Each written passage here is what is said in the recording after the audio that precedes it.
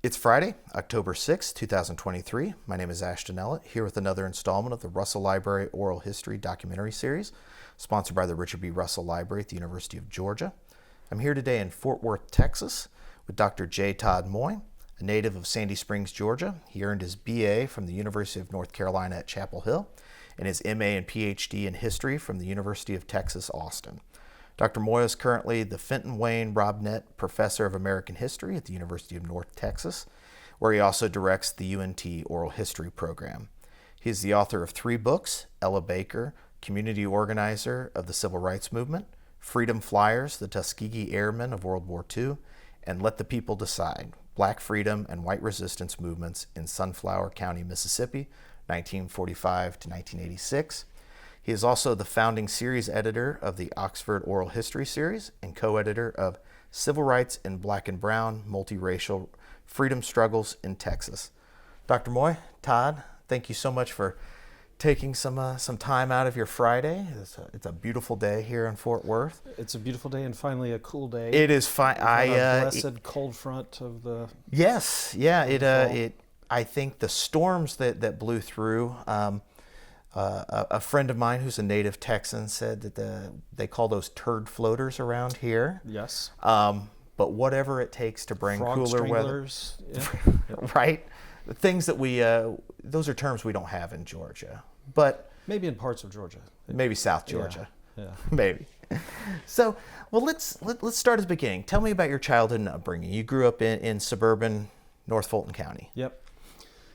Both of my parents are North Carolinians, but classic kind of Sunbelt people who went where the jobs sent them.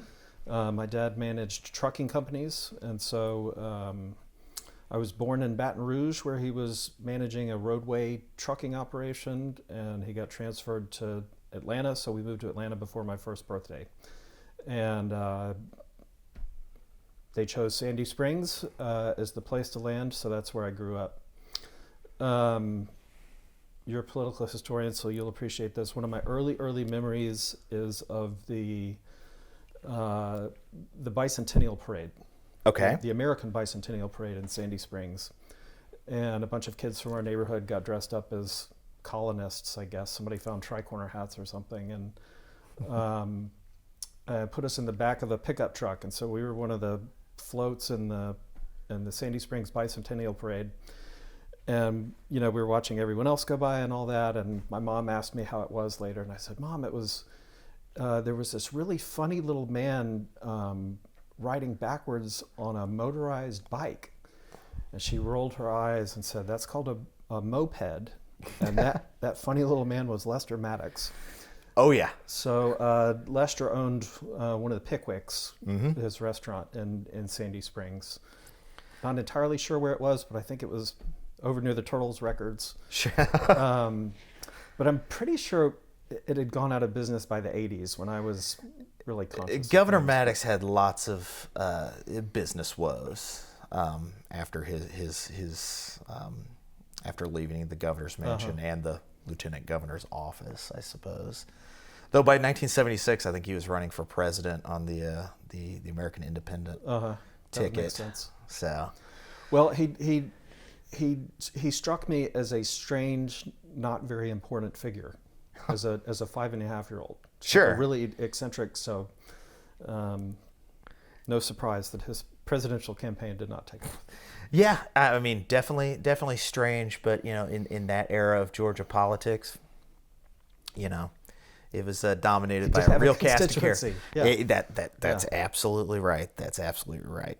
So, well, good thing that parade didn't turn you off from pursuing a study of history. Yeah.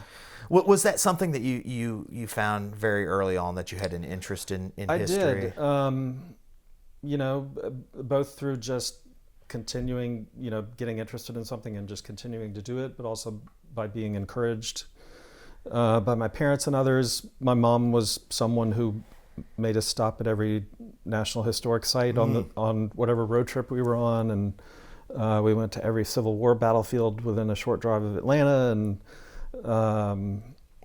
her sister, my Aunt Murphy, is someone who really encouraged me all the way through to pursue my interest in civil rights history.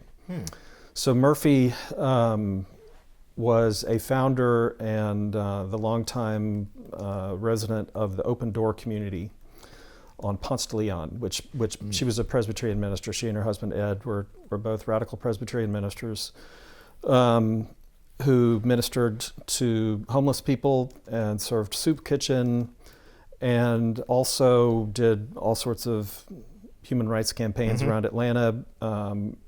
She ran the Southern Prison Ministry and ministered to people on death row. Really impressive person. Yeah. Really great person.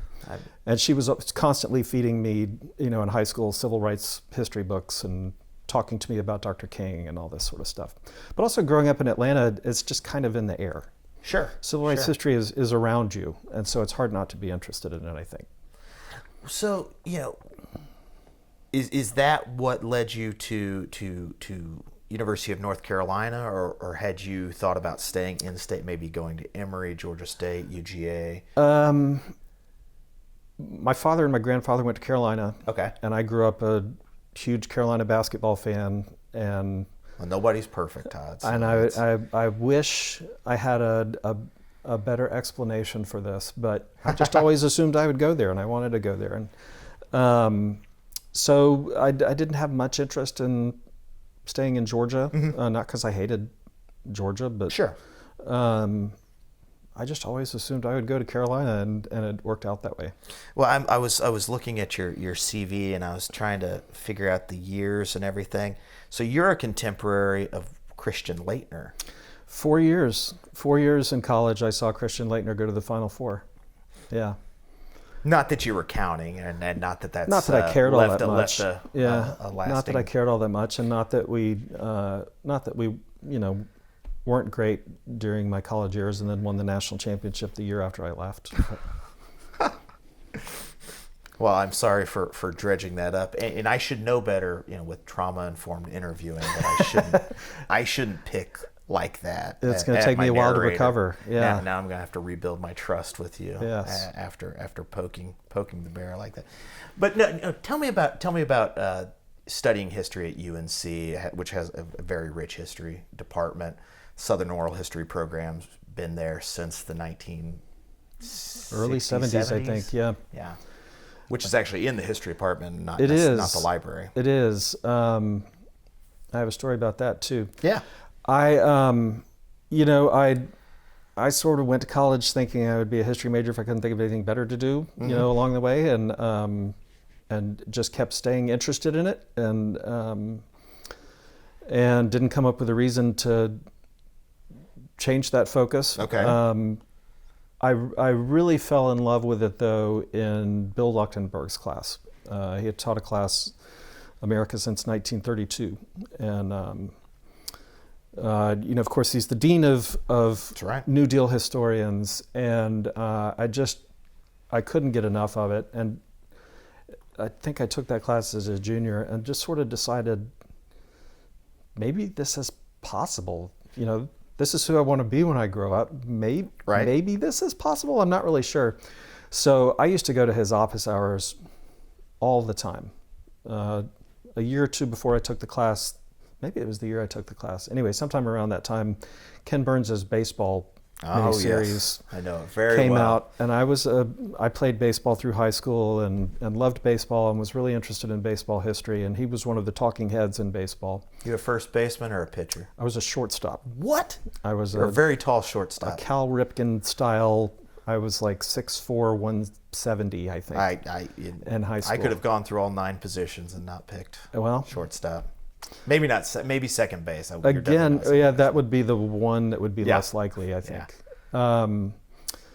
But I would go to his office hours and talk to him about baseball history and everything else I could think of, because I just ate it up. He was very, very nice to put up with that as much as he did. I think at one point he kind of gently suggested that, just because I have office hours on a certain day doesn't mean you have to come visit me during office hours. But the Southern Oral History program had its offices just down the hall from him. Uh-huh. So I'd have to walk by their door to get to his office, and I'd, gosh, I wonder what they do in there in the Southern Oral History program. I never found out. I never stuck my head in there. And Really? I never took a class with Jacqueline Hall or anything. So I knew about it, but I didn't really know that much about it.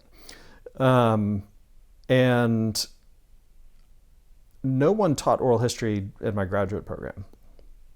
Okay. So to bridge that, I finally decided I think I want to think about grad school. Okay. And went and talked to Dr. Leuchtenberg about that. And he said, well, I'll tell you what you should do. You should go to UT. Okay. Because not enough, I told him I wanted to be a civil rights historian. And he said, you should go to UT and use the Johnson Library because not enough people are using the Johnson Library. And you'll never have to write a travel grant application. You just walk over to the Johnson Library. It's genius. Perfect. I had never been to Texas before. Okay. It seemed like an exotic place. But I also knew about the Austin music scene and stuff like that. Thought that sounds like a pretty interesting place to be. So I applied there. In the meantime, I didn't think I was going to go to grad school right away, but I applied just in case. In the meantime, I had met with the director of John Lewis's district office. Okay. And told him I was interested in working for Congressman Lewis in D.C. Because I had friends moving to D.C. after we graduated. We hit it off.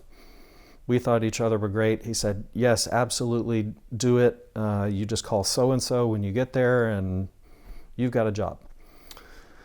So this is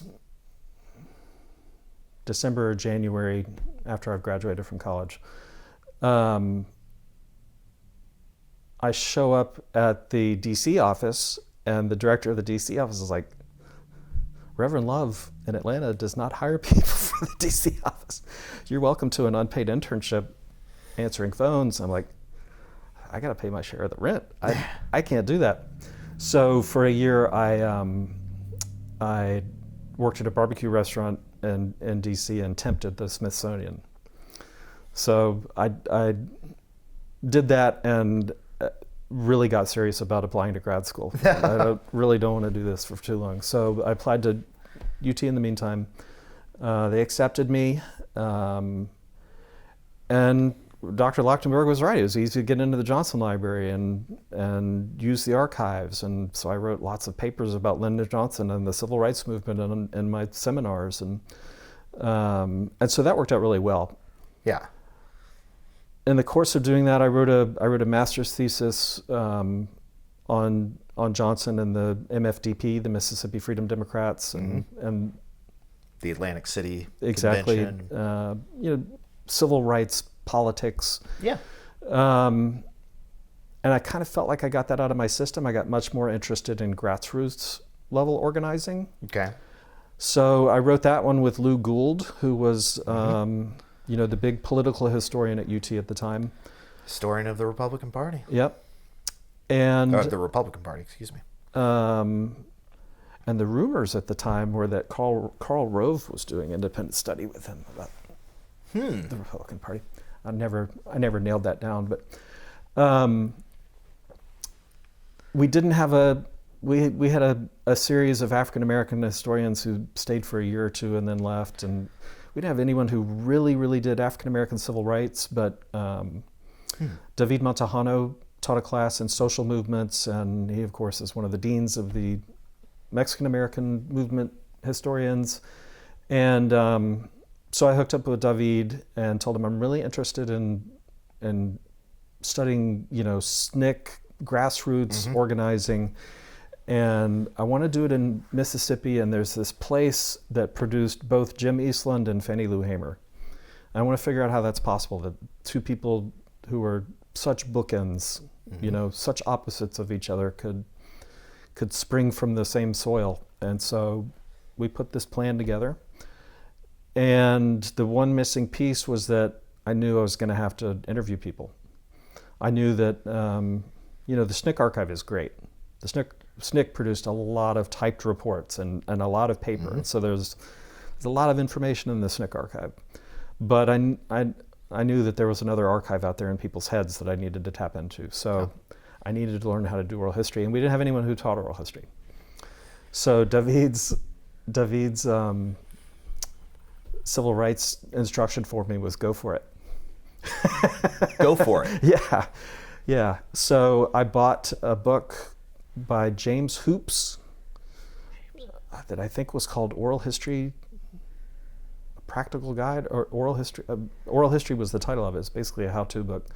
And I later found Don Ritchie's book, which was even more helpful. Doing Oral History, a Practical Guide.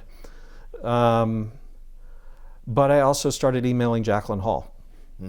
And, obviously I wish I had begun that relationship earlier, but she was really helpful. She owed me nothing, but she was very polite and offered tips and stuff like that. And in '97, I think it was, I got a fellowship to go live in Sunflower County and, just really immerse myself in the place and visit archives around the way. And she gave a talk at Oxford that year at Ole Miss. And so we got together and had coffee, and that was really the only formal oral history instruction I ever got. Well, let me ask you a question. What was it like as a white kid from suburban Atlanta moving to the Mississippi Delta, saying, I'm here to study your society, your culture, your politics? What was that like, and how did you get to build those relationships, build that trust with those, because that's so critical for oral history. With the narrator and the interviewer. How did you go about doing that? Well, it's still a very segregated place, and so it's still two pretty distinct communities living on top of and amongst each other. I found that the more I was seen in black spaces, the easier it was when I did call someone for an oral history interview to get them to say yes. I first got there and I immediately started calling Charles McLaurin, who was the SNCC organizer from 1962 on, who stayed in Sunflower County, raised his family in Indianola, stayed there. And the first couple of times I called, he said no. He's like, you need to go read this book, you need to go do this, and call me later. To his credit, I give him a lot of credit for that. And so he had to see me at the NAACP banquet. He had to see me at the public school basketball games. He had to see me in these places to know that I was serious about this. And I was able to eventually communicate to him that I'm serious about this. I really want to learn, the knowledge that you have. I really want that. And I think that was the case for the African American community as a whole. I was able to communicate that. It certainly did not happen overnight. Right. This is weeks and months there that I just had to be there, and but this is a story that they wanted to tell. They wanted people to know this story, and they thought it was important. So this was 25 years ago, and I'm still a little amazed that as many people did say yes as did. I have a really strong memory of one woman in particular, Bernice White, who was a very sort of under the radar organizer because she was a public school teacher. But she was a really important one and a really effective one. And it was like a week or two before I was going to leave. We had done interviews, we had seen each other, had many conversations, but she finally decided that I could be totally trusted. And she said, I've got this file that I've kept since the 60s. And one thing I didn't mention is that this community is also the home of the Citizens Council. So she had kept a file on Citizens Council organizing and that style white organizing. Right. And she shared it with me. And I remember having to, there was only one photocopier that I had access to. It was in the public library, and it was 10 cents a photocopy. So I had to go somewhere and get like $15 worth of dimes. And I just set up at the photocopier in the public library and photocopied her file for like 2 hours. And, that kind of stuff really means a lot. Yeah. And you feel like you've really, really accomplished something important when people trust you that much. Right. But that was the African American community. The white community, lots of people said, yes, I'll be happy to talk to you. And they would give me these interviews. And in a few cases, as soon as the recorder went off, they told me what they really thought. Mm-hmm. Mm-hmm. And they used the language that I know they really wanted to use, but they were too tactful to use it in the, while the recorder was going. I had another really important guy named Jack Harper, who I wrote about and Let the People Decide, who very important political figure in the county. But he said these cryptic things, and he'd tell me like half the story, and I'd have to go find the rest of it in the archive. And but all of them, the whites especially, would ask me what my connection to Mississippi was. And your question was, what was it like being this guy from Atlanta? I would say, I don't have. Mr. Harper's first question for me was, son, do you have a Mississippi heritage? I said, oh no, sir. My people are from North Carolina, and that didn't count for all that much. You would think it would. That's the South, right? I'm a white Southerner. It didn't count for very much, and it was the white people who were most resistant. While I was there doing research, doing interviews, they were the ones who were less open and who told me less of the story. And they're definitely the ones who did not like the book when it was it was published.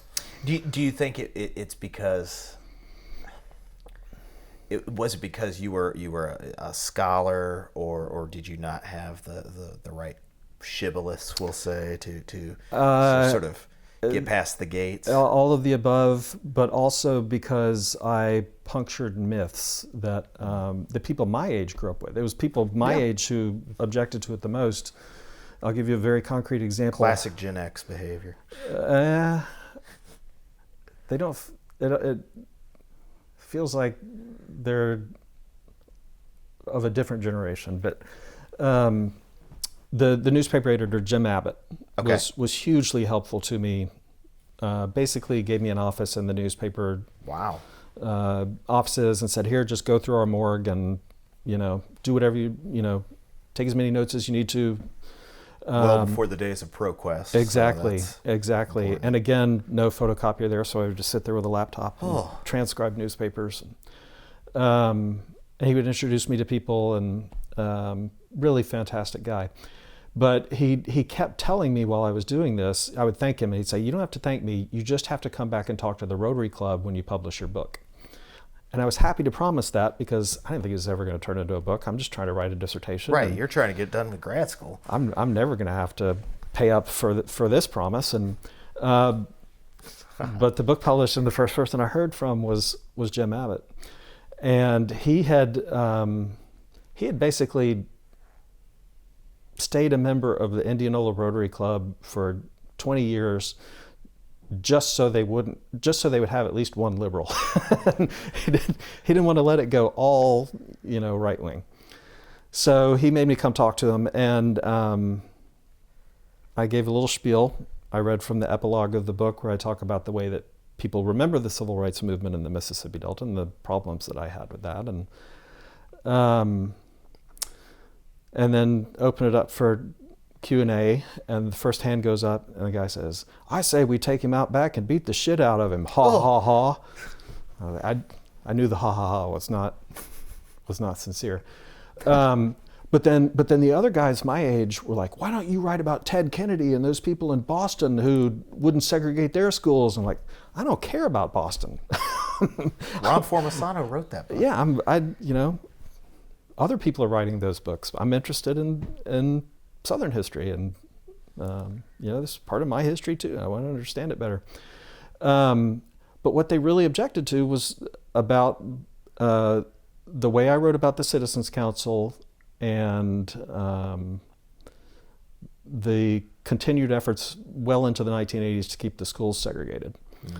And one of them said, why did you say the Citizens Council was trying to keep black kids out of the school? I'm like, you don't have to listen to me. I forget Frank's last name, but I was like, Mr. Frank here sitting in the front row, weren't you at the original meeting of the Citizens Council? Yeah. So, what were you doing? He said, oh, we were trying to keep the way he pronounced it was Nigra, which is a very freighted pronunciation, Negro shading over into the other word. We were trying to keep them out of the schools. Like, you don't have to take my word for it. You heard it from Mr. Frank. But these younger guys had been told all along that, this was a principled stand on behalf of states' rights and local control and all of these things. It had nothing to do with racial prejudice or any of these things. And they had grown up with that in their segregation academies that they attended in the 80s and 90s.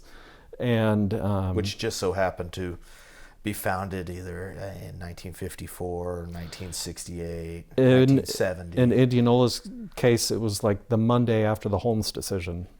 Yeah. Exactly. Yeah. So there were definitely some older guys who didn't like the book so much, but it was people my age who had the most to say about it. Well, how did you finish your dissertation, and how do you parlay that into the position at College of Charleston? Just through applying for jobs off of, I don't think we had HNet back then. I was probably searching Chronicle of Higher Ed. Oh, yeah. Well, actually, now that I say that, I'm sure it was advertised, but I heard about it from a UT professor who had written about the Low Country and so had connections to the College of Charleston, and he told me about this postdoc. And I immediately reached out to Marvin Delaney, who was the executive director of the Avery Research Center at the College of Charleston. Before that, he had been at UT Arlington, and after that, he came back to UT Arlington. So we've worked closely on a lot of things since then. But thank God he hired me then. He made my career possible. I was scrambling for a job at that point. It's a sad but familiar tradition for graduate students. Yeah. So that position at the Avery Center, was it always intended to be an oral history focused project, or was that something that you worked out with Marvin and the staff? The latter, but I think Marvin would tell you that he had a few ideas that he would, depending on the skill set of the person he hired for it, he would have turned them loose on, one of two or three things. But he was an oral historian himself and was really interested in this. And the Avery was building an important collection in its archives of Reconstruction era Black legislators in South Carolina. So he was interested in something that could bridge that era and the new era of Black legislators. So we started the South Carolina Black Legislators Oral History Project and started interviewing people mostly around Charleston, but did several interviews in Columbia, and I remember doing some in Florence and some in Marion, and mostly that part of the state.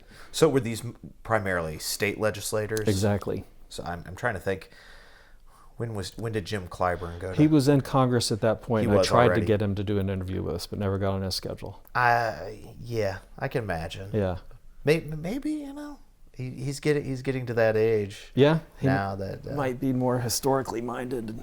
That's something Thinking about his legacy. That would be an incredibly rich oral history if you could be able to get that. Now, is that still an ongoing project? Do you know?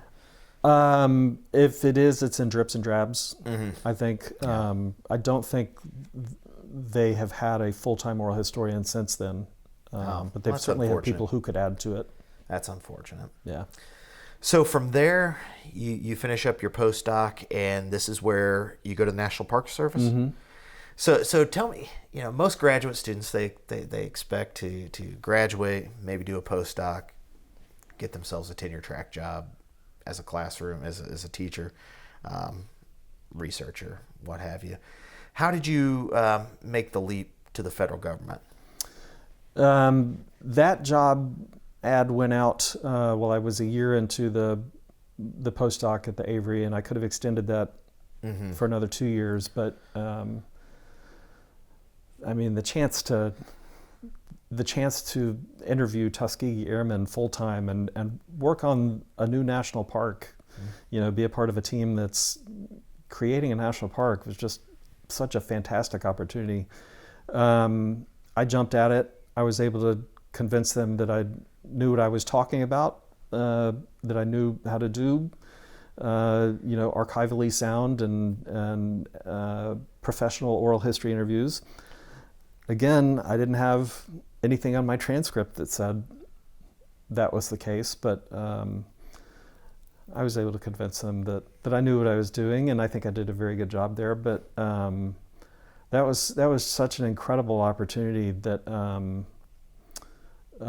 again, Congressman Lewis was largely responsible for this. The enabling legislation and the initial appropriations that they got for the new national park, National Historic Site to be technical about it, but he earmarked, I think it was $800,000 the first time, for an oral history project to interview Tuskegee Airmen. And so that allowed me to hire 4 full-time oral historians with salary and benefits. And Wow. There probably weren't 15 of those in the country at that point who had, health insurance, who got to do oral history full-time. Most of us do this, as a sideline. You're one of the rare people who gets to just do this. So, we partnered with an alumni group called Tuskegee Airmen Incorporated, Okay. and they found people who they could document as, really did what they say they did. There was also So that was a challenge that it there was weren't it the was well records and rolls? first of all, finding people, Sure. Sure. just putting your fingers on people would have been a challenge in the first place. But there was it was not as big a challenge, certainly, but there were stolen valor Tuskegee Airmen out there, people who said they had done stuff, and the paper trail did not back that up. And so they weeded those people out. They were able to do that, and that was like a religious compulsion for them to find these people and weed them out and punish them for it. They couldn't really punish them for it, but we had this great working relationship with them, and they made it so easy. So in kind of the same way you're doing, we would find 5 Tuskegee Airmen in a place in metropolitan Denver or in Chicago or wherever, and send one of the interviewers there, and they would do however many interviews in a week, and then come home. And we did over 800 interviews that way. 800, wow. Yeah, and along the way we also so we did all of those audio only, because it's just so much easier to travel with a mini disc recording setup, and it's easier to make people comfortable in their home without a camera in there, all that sort of stuff. So that we did that, but along the way we also took notes, and this guy would be really good on camera. And so when we had a critical mass of those people, and we could find a film crew or a studio or whatever in a given place, we would try to do follow-up interviews on video, and did 50-something, 60-something interviews that way, I think. And so all of those went into the archive at Tuskegee, and they were used in the it's called Museum Interpretation, the interpretive program at the National Historic Site, so you can listen to people explain what it was like to learn how to fly in their own words, and explain what it was like to be segregated into second-class accommodations while they're training to fight for their country, and all this sort of stuff. So I think it's a really rich archive, and it was just a blast to be a part of it. Now, did you do any of the interviewing yourself, or were you sort of the executive director? I was the director, but I wasn't content to just stay in the office the whole time, so I did a lot of them. Not nearly as many as the full-time interviewers did, but sure. And I'm sure I knew at one point how many I did. Probably around 50. 60s, Okay. something like that. I'm not sure. Did you any of the interviewers run into an issue that we deal with all the time with veterans' oral histories, which is, we mentioned jokingly trauma-informed interviewing, but a reluctance, a reticence to talk about, the trauma that is associated with combat, with wartime stress, with the stress of operating in a Jim Crow society at that time. Was that something that you dealt with? It's something that I probably should have been more aware of at the time, but the short answer is no. Okay. Most of the people we were talking to were pretty successful in life. Not across the board, but most of them were financially successful, well-educated, pillars of their community. Okay. And we're doing these interviews in the early 2000s, so these guys are in their late 70s, 80s, a few in their 90s. And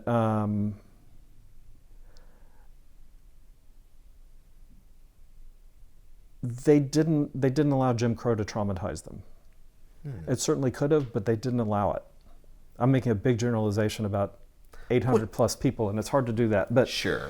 they, a lot of them told us really funny stories about taking advantage of Jim Crow, and within the bubble that Jim Crow forces African Americans into, you could still have a lot of fun and still meet really interesting people and all this sort of stuff. So a lot of them concentrated on that rather than, what they legitimately could have been traumatized by.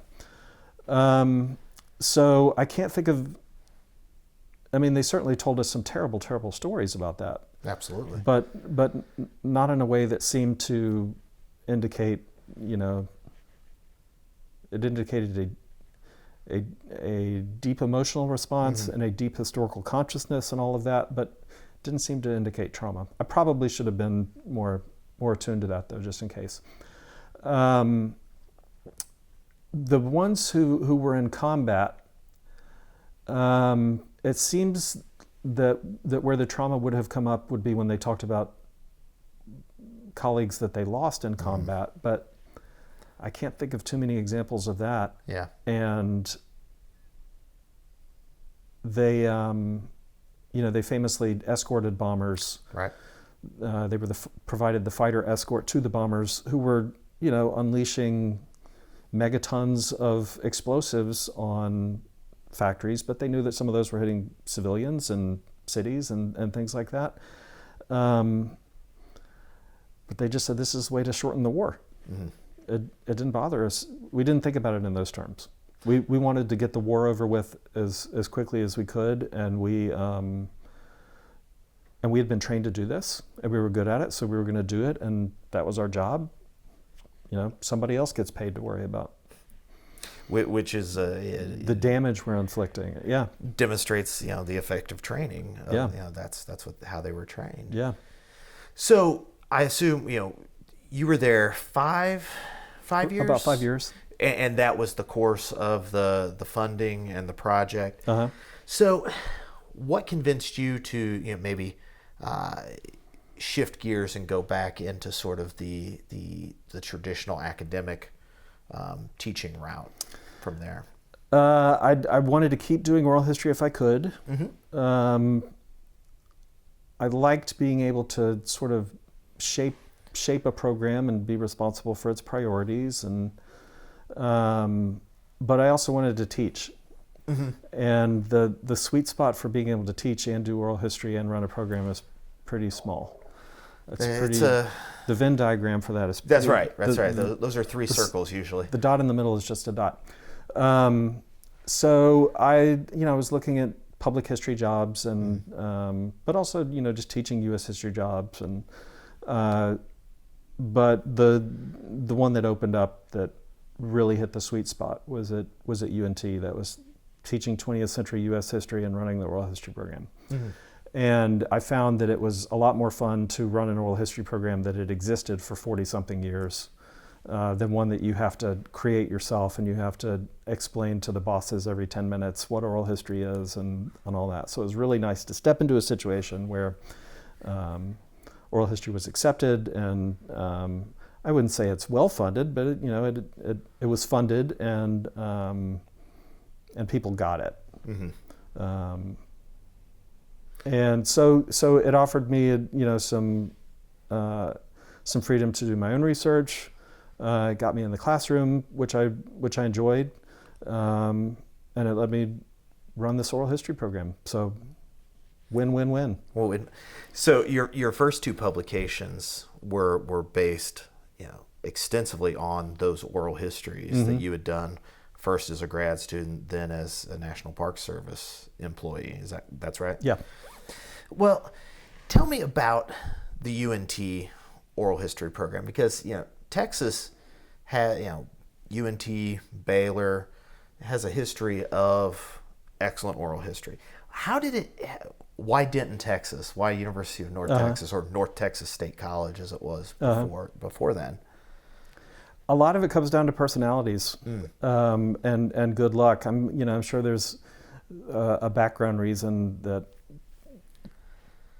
Texas culture is a very verbal storytelling culture, and so people got oral history in ways that other parts of the country might not. But so much of it just had to do with strong personalities, and Ron Marcello, who was my predecessor at UNT, and then Tom Charlton, who started the Baylor program, and who were just dogged and program building and waving the flag for oral history. And so both of them were, I don't know if they were exactly founding members of the Oral History Association, but long time members of the Oral History Association. And both of them served as, I think it was called executive secretary back then, and all kinds of service to the oral history movement, not just to their particular school's oral history programs. So a lot of it just comes down to those strong personalities. Well, what were the strengths of the UNT program that you inherited from Ron? It began with a focus on Texas political history. Sure. And so it had been going for something like 3 or 4 or 5 years before Ron got here. The oral tradition of the oral history program is that a political scientist had dinner one night with Ma Ferguson and heard her tell stories for hours and hours, and came home and wished he had recorded it. And so said, well, why don't we go out and record these people? And the first several, not every single one of them, but the first 50 or so interviews in our collection, probably 45 of them are with Texas politicians. Mm-hmm. And Ron continued doing that when he got here, but he was really frustrated with all you have to do to get a politician to get on their schedule. And I'm sure you've never had this experience, but sitting politicians are hard. Yeah. He did have some luck interviewing, kind of doing debriefing sessions after the legislature, the session ended. But I think he would tell you that was kind of frustrating. It's not what he really loved to do. So that kind of trickled off under his directorship. He was really interested in World War II history. Okay. And so he did hundreds of interviews with World War II veterans and his grad students. But he did the bulk of them. And he somehow got an in with the Pearl Harbor Survivors Association. And he would go to the annual summer meeting of the Pearl Harbor Survivors Association and just record as many interviews as he possibly could over the course of a week or a weekend or however long it was they met. And we ended up with what I think is the biggest collection of Pearl Harbor survivor interviews. At North Texas, of all places. Yeah. The Park Service at the museum at Pearl Harbor also has a big one, but I've never measured how many interviews. Certainly on the mainland, we have the... Sure. We have it just often comes down to contingencies like that just random occurrences. And why else would Denton, Texas have the all of these Pearl Harbor survivors. So that was the focus that he worked on, and it was such a labor of love for him. Mm-hmm. And I think he would tell you that growing up in Pennsylvania, his heroes were the local World War II vets, and he loved hearing their stories and all that sort of stuff. And so, in a lot of ways, this was him paying back to that generation of people. So. So I inherited, a program with that focus on military and political history. Okay. So now when you came in, you knew what you were inheriting. How did you, Todd Moye, want to, leave your mark? Or how did you see this as a program that you could perhaps shape with your particular interests and skill sets? I wanted to do more civil rights history, for one thing. I knew how diverse this area is, and so I wanted to do more interviews with immigrants and people who might not be thought of as, your traditional Texans. And I also wanted to just create a platform for more grad students to do more interviews for their own interests, for their own master's and dissertation research. It was already serving the purpose of an all-purpose regional oral history archive, but I wanted to lean into that and not just do one kind of interviewing. So I certainly came in wanting to do my kinds of interviews, civil rights interviews, but also to hopefully expand the platform for more people to do more stuff. And so because of that, our program has added dozens, maybe by this point, hundreds of LGBT history interviews. Dallas was a very important, not just statewide, but national site of LGBT political organizing. And so we've really tapped into that. I'm really proud of the civil rights work we've done that's expanded around the state. I love our immigrant interviews. I think those are really fun. But we continue to interview politicians and military veterans, and but also just whatever the grad students are interested in. Well, that was I think that may answer the question I was going to ask, which is, so many times, especially well-meaning folks who they know somebody who's got an interesting story, or they'd be a fantastic interview, and unfortunately sometimes you have to tell them, like, everybody's got stories to tell, but how do you can't interview everybody. Mm-hmm. Your resources are finite. There are 24 hours in the day. 8 of them you're supposed to get paid for. Right. How do you then decide? Yeah, that's who always gets interviewed? That's always a tough one. Fortunately, we have at any given time lots of people who are interested in lots of different subjects. Yeah. One of the people who's interviewing for us right now is the administrative assistant for the oral history program, who's also on the Denton County Historical Commission. Mm-hmm. And so she herself is very focused on that local history, and so she does interviews with just notable people around Denton, sure. But also people, who someone says you should interview so and so who runs the such and such shop, and so we have Sarah covering those and doing fantastic work there. I've got a grad student right now who's writing a dissertation on military history and has a military background himself, and so he's able to, with just a little bit of background research, to interview just about anyone on just about any military subject. And the blessing and the curse of a university-based project like this is that any given time you've got all of these different people with these different interests and different areas of expertise that you can tap into. Mm-hmm. That's the blessing, but the curse is that they graduate and move on. They leave. You got to find someone else to do it. Yeah.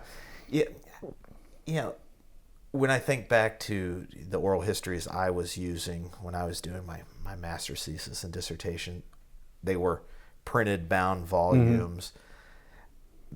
if they were transcribed. Otherwise, you had to listen to the tape in the room. And obviously, there's still that aspect of, and that happens in plenty of repositories. But how has your program tried to develop and expand access and accessibility to these oral histories?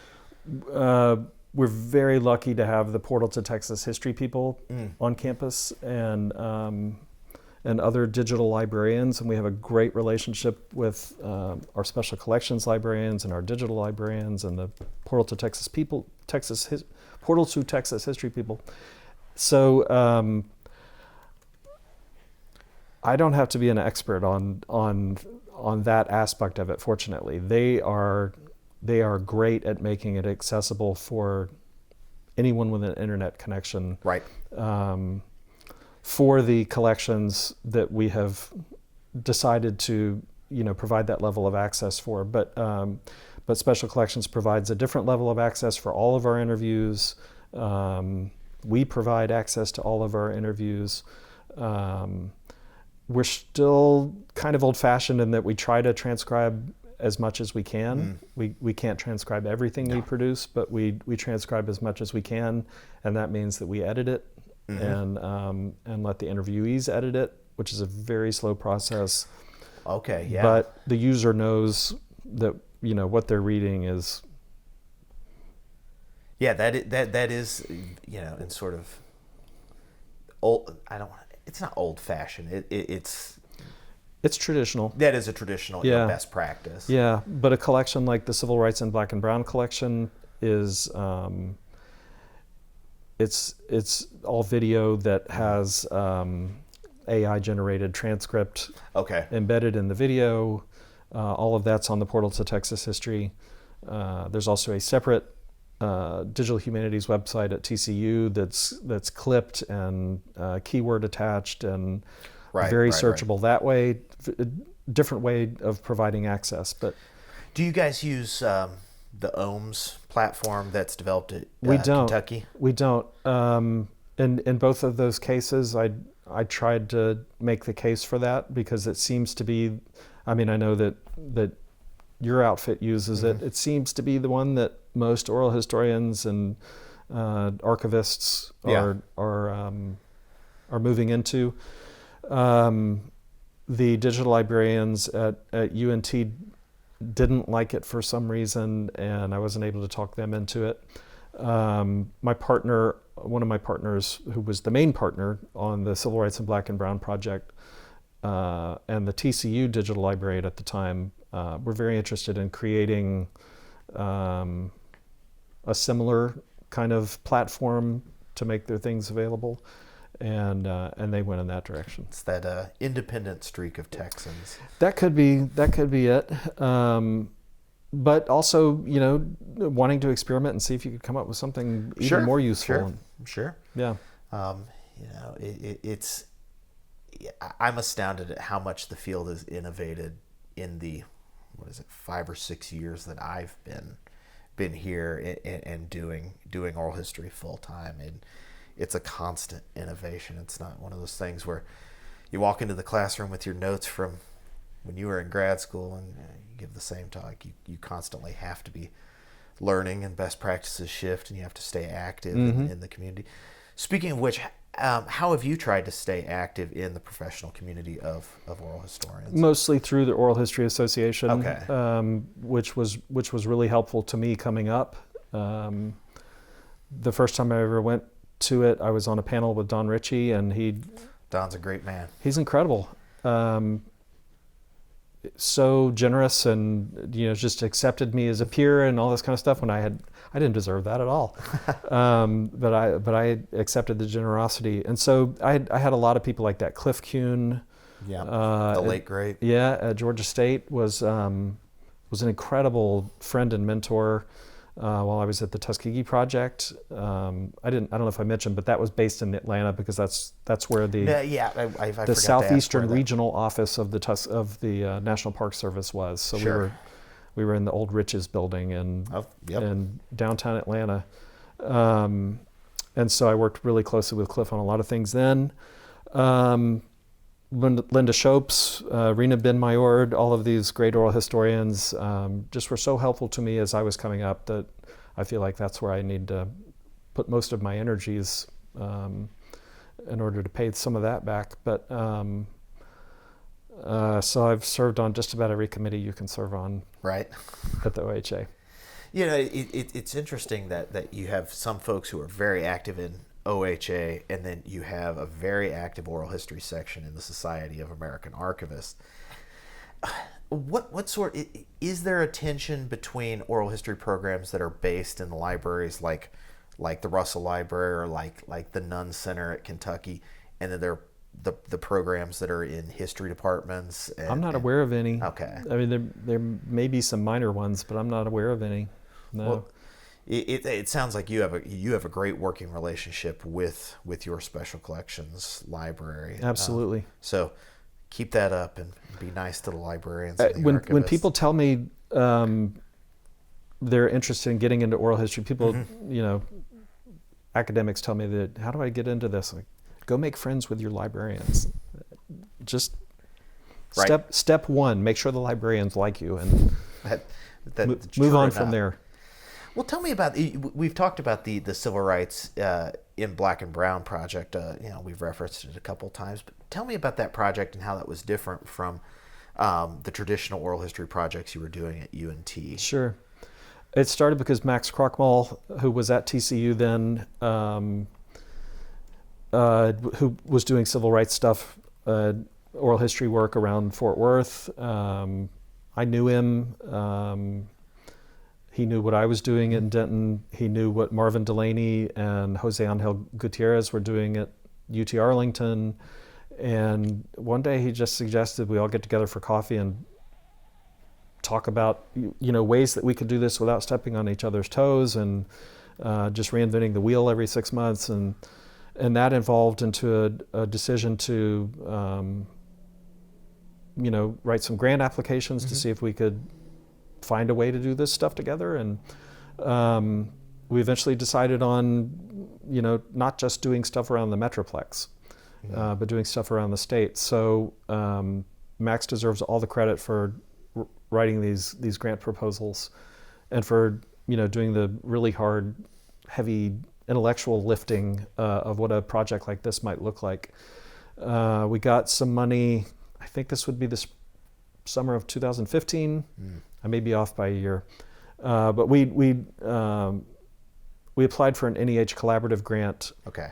1 year and didn't get it, but at the same time we're applying to some statewide grantors, and they gave us enough money that we could hire, I think it was 4 grad students that summer, and send them to spots around the state. I think one of them was our friend James Wall. James came on the second summer. Year? Yeah, so the first summer it was Catherine Bynum, Moises Acuna Gorola, Sandra Enriquez, and David Robles. Okay. I think I have it right that it was just those 4. So Catherine was at TCU. Both Catherine and Moises were either had just made the transition from master's students at UNT to PhD students at TCU. Okay. David was getting his PhD at UTEP. Sandra was getting her PhD at Houston. So these are geographically, strategically placed. Yeah. And so there are oral history programs around the state. Houston, Sure. UTEP, Baylor, stuff going on at UT. Now there's stuff going on at SMU. There was less going on then, but so we didn't. We also didn't want to step on their toes, but we wanted to find a way to get interviewers into pockets of places where there hadn't been a lot done. So that first summer, we had one team doing interviews in East Texas and Marshall and Tyler. And so they spent a month there, and then they moved their base to Bryan College Station, and we're doing stuff around the Brazos River Valley. And the other group did interviews in mostly the Valley, but a few in El Paso as well. So down McAllen. in that area. Yep. What was the logic or the method in deciding who was going to be picked for this project? Were these leaders? Were these we did want to outstanding citizens of the community kind of interviews? The people to be interviewed. Yeah. It developed really organically. Okay. And we weren't 100% successful, certainly, but it developed really organically. In any kind of grassroots effort like this, you find local people who are just kind of gatekeepers and who can introduce you to everyone else. It's the layers of the onion. Yeah, and in Bryan College Station, so each one of the 4 co-directors of the project would go spend time in these places with the teams as they did interviews, especially at the front end. So I did a lot of the beating of the bushes in Bryan College Station, and I found a very active alumni network from the formerly segregated all-black school. And once we tapped into that, they had been waiting to tell their stories, and they wanted to tell their stories, and they wanted to introduce us to other people who should tell their stories. I was not able to tap into the Mexican American community there, and still have regrets about that. Sure. I don't know what key I was not using to try to unlock the lock, but didn't really tap into that. We also had an experience where we had someone cancel an interview with us on the last minute. So all of a sudden one day we had 2 or 3 hours free. We said, I said, I've never been to Prairie View. Let's go to Prairie View and we'll just go up to Special Collections and see what's up. So we didn't even make an appointment or anything. We just walked in there, and God bless her, the Special Collections librarian sat down with us with old yearbooks and a phone book, a contemporary phone book. Well, whenever the last published phone book was. And she sat there, she would look at pictures in the yearbook and she'd kind of go like this. Okay. And then she'd look in the phone book and she'd give us the phone number for so-and-so. We did a lot of interviews that way.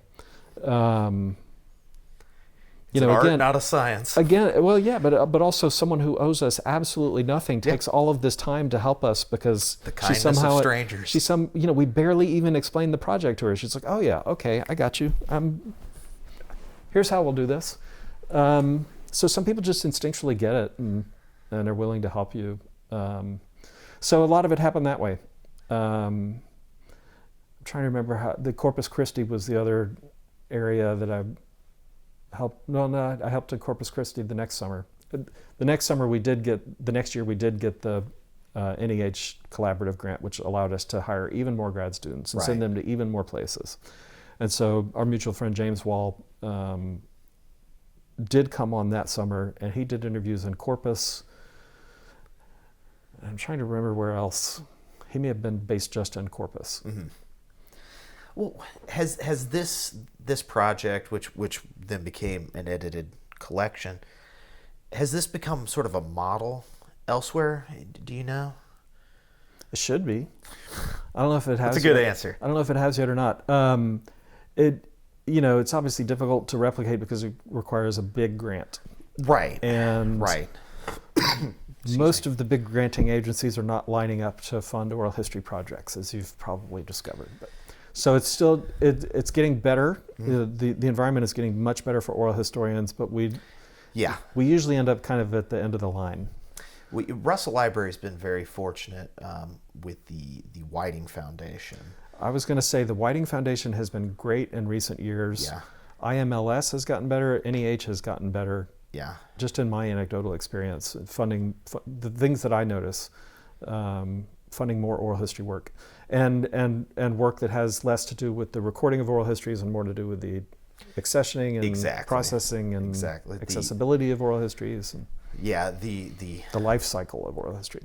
Exactly. The things that nobody thinks about once the interview is. Yeah. I always tell people the easiest part of the interview is when you're actually sitting down and having the conversation.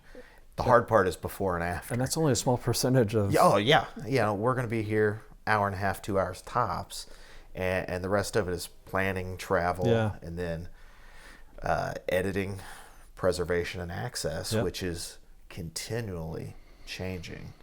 And we're dealing with migrating from LTO tape to secure servers permanently. So it's, and that's a good segue into the next question, which is, there are lots of opportunities, increasing opportunities for oral history projects, but what are some of the challenges facing oral history programs like yours? Funding is the persistent challenge. Administrators come and go, and some of them like oral history and others like other stuff. And so, it's always going to be like that. So it's not like that's a new challenge. Sure. The internet has made accessibility both. It's a bit of a Pandora's box. Mm-hmm. It's a challenge to try and figure out exactly what level of access each individual interview deserves, requires. Different communities, different individuals. Yeah. Oral history has always had in its DNA sort of trying to record histories with communities, not just of communities, but with, we've done better and worse at this over the years, but we've always been good at trying to do something that's meaningful to the community and working in a collaborative way with communities to do that. And so we're constantly rethinking what communities are. And so there's a lot more Latinx oral history being done, a lot more Spanish language oral history being done, a ton more LGBT oral history being done than was 30, 40 years ago. The way that the internet creates new communities is going to force us to rethink some of the ways that we do that. But the tried and true collaborative methods are going to involve, but they're hopefully that will stay in oral history's DNA, and we'll just sort of reconceptualize what communities are and find new ways to work with them.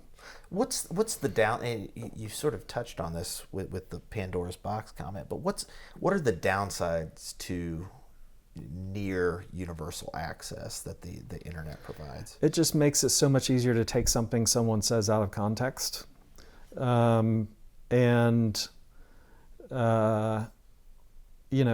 if you're only providing clips of interviews, that's a bit of a worry. Sure. We made the decision on CRBB to have one site that did provide access that way, and also included higher end search functions that made it possible for you to find someone talking about school segregation in Beaumont, and it would recommend someone talking about school segregation in Odessa, and someone else talking about school segregation in the Valley, and someone else talking about drawing connections that way. You need to be able to draw connections if you're doing this kind of work, but the downside to that is that a nefarious actor could. We haven't, at least I haven't heard of any examples of this yet, but it's a worry. Sure.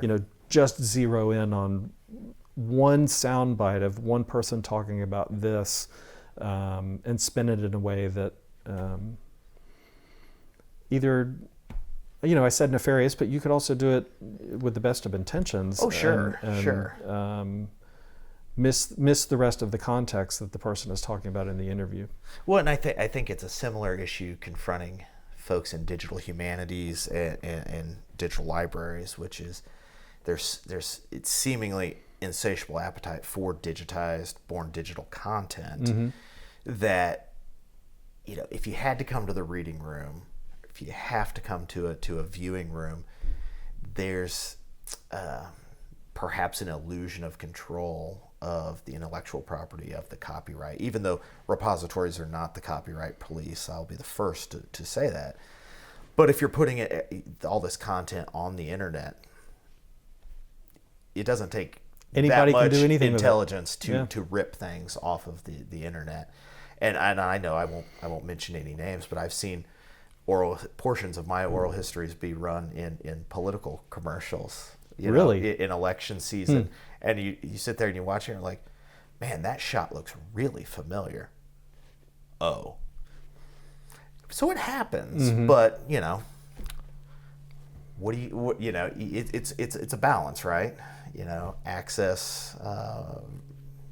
You just have to weigh those pros and cons. At a certain point, if enough people do that, then no one's going to want to record an interview with you because it could be used in that way. That's true. Well, and especially in political archives, we constantly have the open close time seals. Embargo it for so many years. Right, but that's sort of those are driven by different concerns than sort of historically marginalized, historically oppressed communities. That those concerns that are in sort of our community-based oral history projects.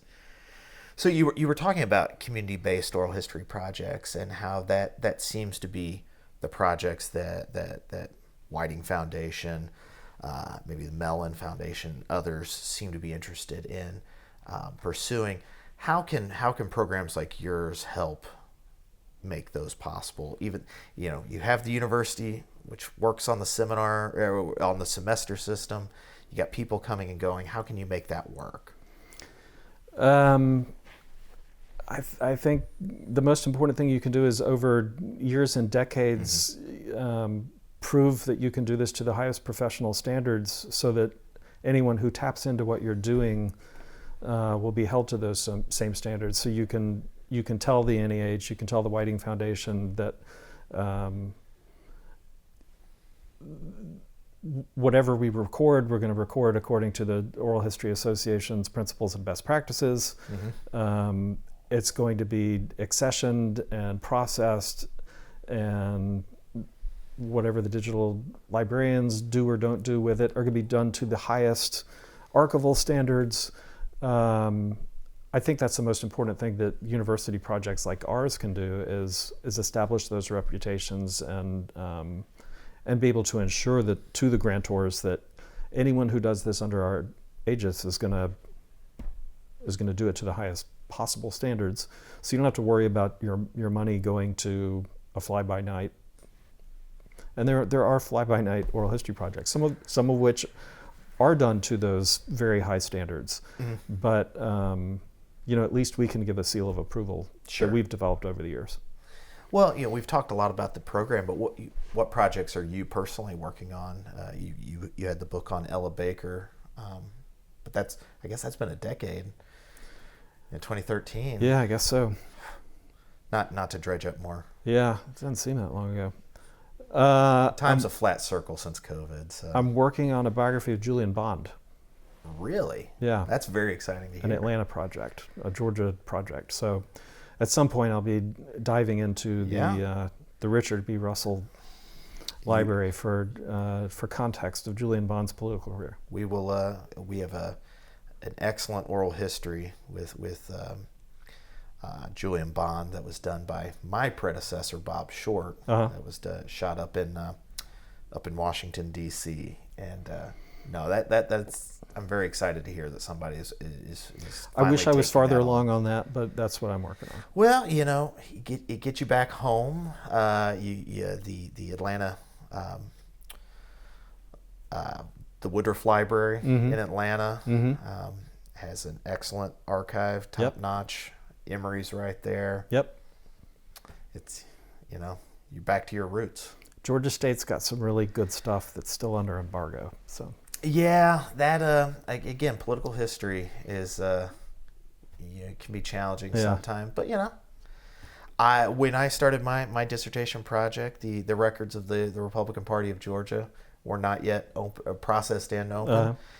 I dithered and procrastinated long enough for them to get a NHPRC grant to process those papers, and it made the dissertation possible. So, just sit on the project long enough. Exactly. And the librarians and archivists will take care of it. Exactly. Well, Todd, thank you so much for taking your Friday morning to walk down memory lane and to pack and unpack oral history in the 21st century. On behalf of the Richard B. Russell Library at the University of Georgia, thank you so much. Thank you. Go Dogs. Go Heels. Go Mean Green.